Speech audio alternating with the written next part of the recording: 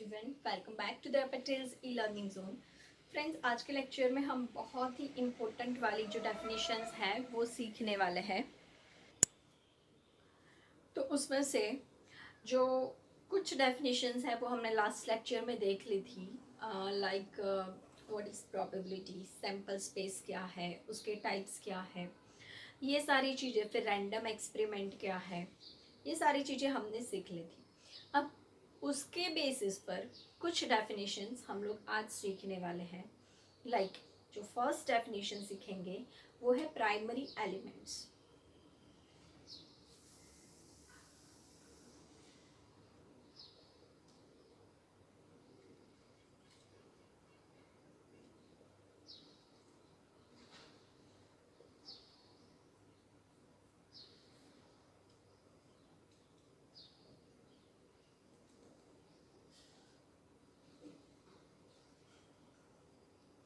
Now basically what is primary outcomes or what is primary elements? So friends, elements of random experiment is known as primary outcome। मतलब कि आप लोगों ने जो भी experiment किया वो एक्सपेरिमेंट के बेसिस पर आपको जो भी आउटकम्स मिल रहे हैं उसको एक एक इंडिविजुअल यूनिट्स को क्या कहेंगे हम, प्राइमरी आउटकम्स, राइट। लाइक आप एक कॉइन टॉस करते हो तो कॉइन टॉस करने से आपको क्या मिल सकता है, एच या तो टी, राइट। तो ये H and T is ignore. ये एच एंड टी वो प्रॉपरली आपका हो जाएगा प्राइमरी आउटकम्स। समझ में आया? सो प्राइमरी आउटकम्स का मतलब जो भी सैंपल स्पेस है रैंडम एक्सपेरिमेंट का, उसके हर एक individual elements. Clear? Elements of sample space of random experiment is known as primary elements. Clear? Good. Next है हम पढ़ने वाले हैं वो डेफिनेशन है इवेंट। सो इवेंट है वो क्या है, तो any subject of a sample space. आप सैंपल स्पेस में से कुछ भी डिसाइड करते हो वो होती है आपकी इवेंट। लाइक आपको एच चाहिए, आपको टी चाहिए, या आपको यस दो ही चीज पॉसिबल हो पाएगी अगर एक कॉइन टॉस किया है तो। दो कॉइन टॉस किया है तो दोनों कॉइन पे हेड आए, ये एक इवेंट हो गई। दोनों पे टेल आए, ये एक इवेंट हो गई। दोनों पे हेड एंड टेल आए, सॉरी, एक पे हेड एक पे टेल आए, ये एक इवेंट हो गई। एक पे टेल एक पे हेड आए, ये एक इवेंट हो गई, राइट। या पहले दोनों में हेड ही चाहिए, एक इवेंट ये भी हो गई। या पहले दोनों में टेल ही चाहिए, एक इवेंट ऐसी हो गई। सो इस टाइप की जो भी इवेंट्स होती हैं वो हमेशा सैंपल स्पेस का सब्जेक्ट होता है। अगेन इग्नोर, सैंपल स्पेस का सब्जेक्ट मतलब कि इवेंट। Is it clear? चलो नेक्स्ट डेफिनेशन जो पढ़नी है वो है impossible event. Impossible event,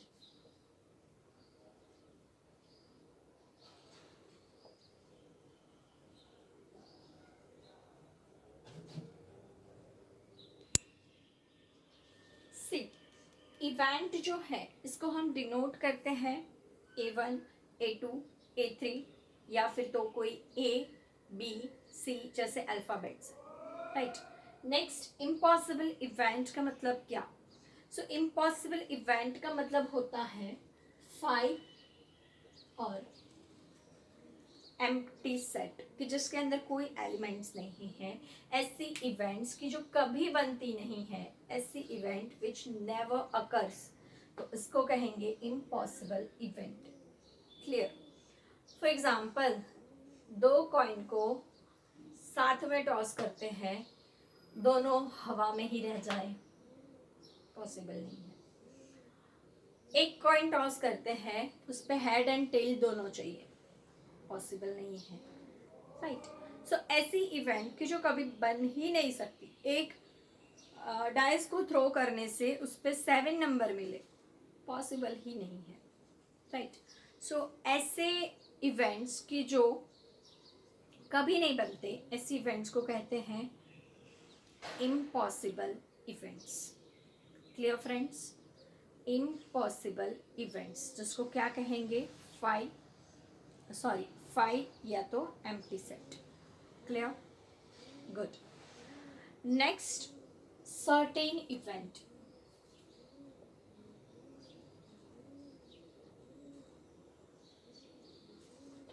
certain event मतलब कैसी इवेंट कि जो बनेगी ही, पता ही है कि जो इवेंट बनने ही वाली है। Special subset U of sample space कि जो बनने ही वाली है, पता ही है कि ऐसी इवेंट तो बनेगी। यू का सबसेट है स्पेशियल सबसेट, राइट, कि जो यू के अंदर है तो उसके अंदर कोई ना कोई एलिमेंट जरूर होंगे, राइट। तो उसको कहते हैं सर्टेन इवेंट कि जहाँ पे कोई डाउट नहीं है कि वो इवेंट अकर होगी या नहीं होगी, राइट। तो उसको कहते हैं सर्टेन इवेंट।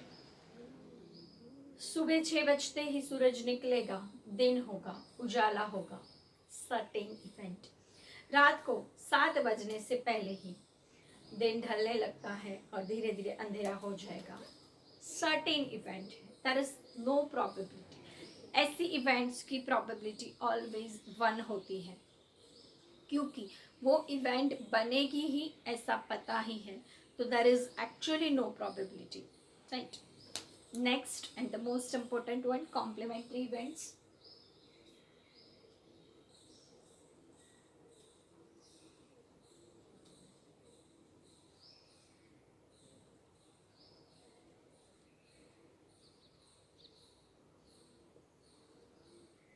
See,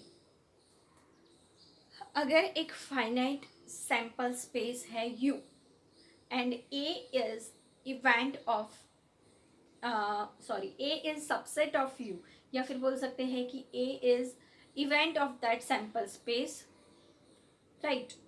तो ऐसे एलिमेंट्स की जो A में नहीं है बट U में है तो उसको कहेंगे कॉम्प्लीमेंट्री इवेंट्स।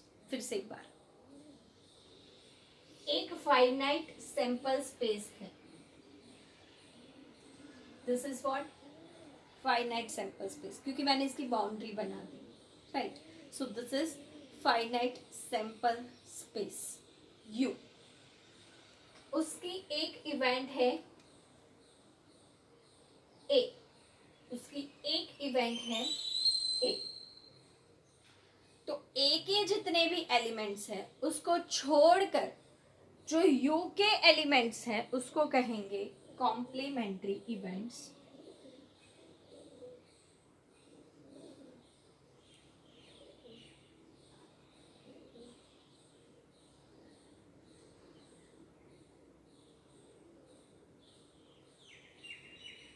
A डैश ऐसे उसको इन्फॉर्म कर प्रेजेंट करते हैं, A डैश या A कॉम्प्लीमेंट्री या कॉम्प्लीमेंट्री ऑफ A, ठीक है। क्या कहते हैं इसको, कॉम्प्लीमेंट्री ऑफ A, ऐसा लिखा हुआ है इधर, ठीक है।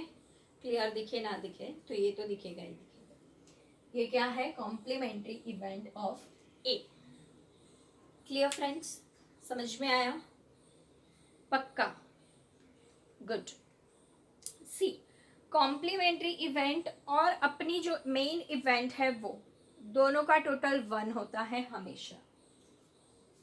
A plus A dash is equals to always क्या होगा, 1। क्यों ऐसा? सी, सैंपल स्पेस मतलब सर्टेन इवेंट, सर्टेन इवेंट। अब ये सर्टेन इवेंट की प्रोबेबिलिटी क्या होगी, 1 होगी, ठीक है। मतलब ये पूरे की प्रोबेबिलिटी क्या होनी है, 1 होनी है। उसमें से A निकल जाए तो बचता है A डैश, अब ए एंड ए डैश मिलके क्या हो रहा है, यू। सो उसकी प्रोबेबिलिटी क्या होगी, 1। ए एंड ए डैश मिलके क्या होते हैं, यू, क्या होंगे, यू। और पी ऑफ ए मतलब probability of A and probability of A dash is equals to 1। Clear, समझ में आ रहा है, परफेक्ट। ओके, नेक्स्ट हम डेफिनेशन देखते हैं। So next event is union event. Union event क्या कहते हैं,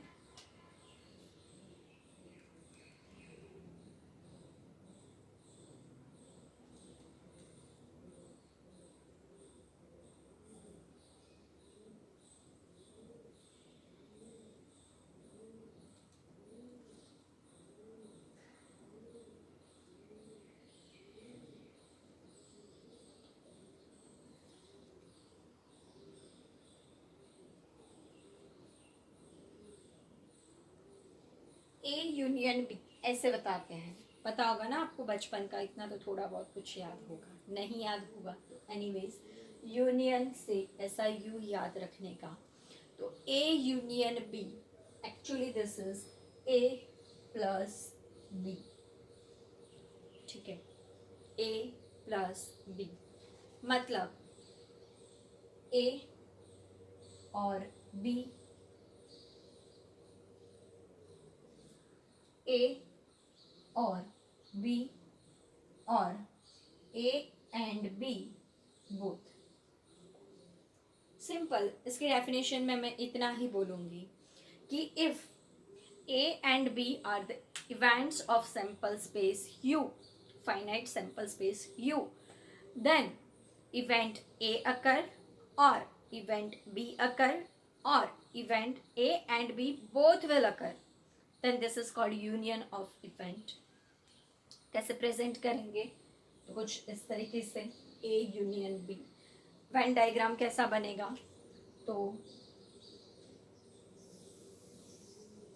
event A and B, event A and B are events of finite sample space U, finite sample space U कि ये दोनों क्या है, इवेंट।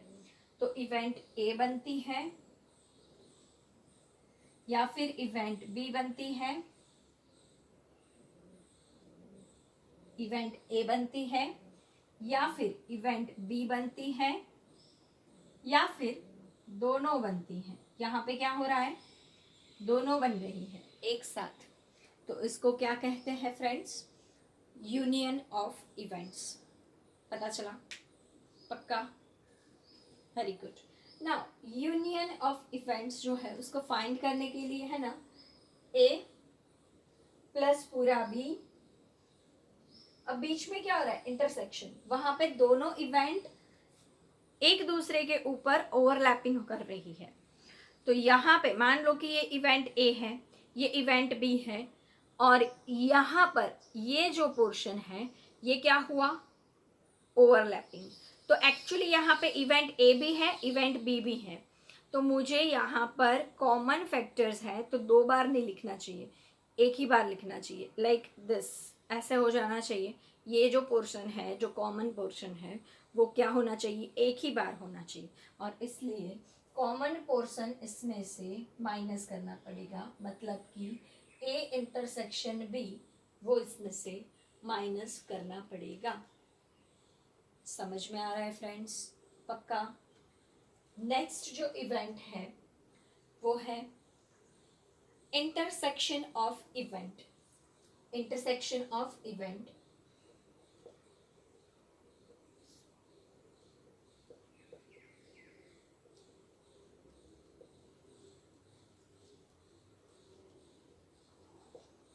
ठीक है। नाउ व्हाट इज इंटरसेक्शन, कैसे इसको रिप्रेजेंट करते हैं, तो उल्टे यू से इसको रिप्रेजेंट करते हैं। This is A intersection B. Now अगर मैं इसकी डेफिनेशन बताऊं तो डेफिनेशन वही है,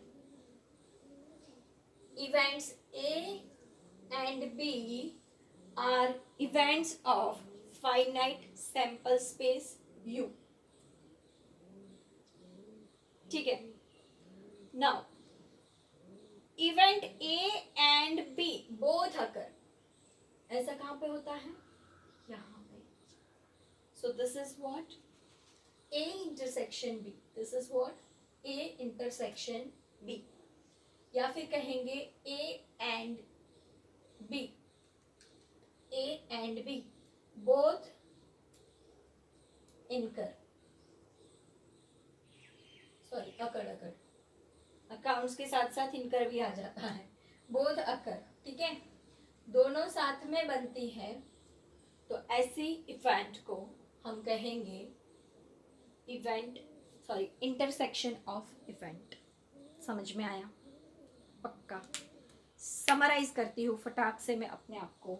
फर्स्ट हमने पढ़े प्राइमरी एलिमेंट्स. तो जो भी सैंपल स्पेस होता है वो सैंपल स्पेस के एक एक एलिमेंट्स को कहेंगे हम प्राइमरी आउटकम्स.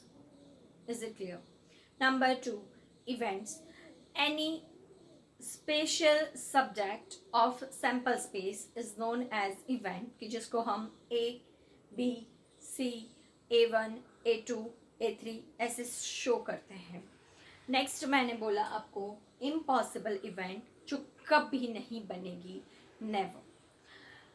सर्टेन इवेंट, जो हमेशा बनेगी, कोई उसमें प्रोबेबिलिटी है ही नहीं, कोई पॉसिबिलिटी है ही नहीं. तो ऐसे इवेंट्स को कहेंगे हम सर्टेन इवेंट. नेक्स्ट मैंने बोला कॉम्प्लीमेंट्री इवेंट्स. कॉम्प्लीमेंट्री इवेंट्स का मतलब ए बनेंगी बट ए के अलावा का जो बचा वो सब कुछ क्या है? कॉम्प्लीमेंट्री ऑफ ए. ठीक है. नेक्स्ट है union of events. Now what is union? तो यूनियन मतलब ए या तो बी या तो दोनों. समझ में आया? ए या तो बी या तो दोनों, मतलब ए यूनियन बी. ठीक है. इंटरसेक्शन मतलब क्या? इंटरसेक्शन मतलब सिर्फ इतना कि जहाँ पे दोनों आ रहे हैं, जो सिंगल सिंगल थे वो नहीं, दोनों आ रहे हैं तो उसको बोलेंगे इंटरसेक्शन. Clear friends? सारे वेन डायग्राम बनाना ज़रूरी है. सारी डेफिनेशंस अच्छे से आप लोगों को सारे डेफिनेशंस बुक में दी है बेटा, तो वहाँ से डेफिनेशंस आप लोग लिख लेना. आपको बुक के अंदर ये सारी चीज़ें लिखनी हैं. One more cheese is that कि मैंने आपको one more thing is that कि मैंने आपको जो फार्मूला वाली PDF बना के भेजी हुई है उसके अंदर ये सभी चीज़ों के फार्मूलाज अच्छे से आपको मिल जाएंगे. बहुत सारे फार्मूलाज हैं, धीरे धीरे करके सारे सीख जाएंगे. No problem. क्लियर? सो आज के लेक्चर के लिए इतना रखते हैं. नेक्स्ट लेक्चर में जल्द ही मिलेंगे. Thanks for watching. जय हिंद, जय भारत.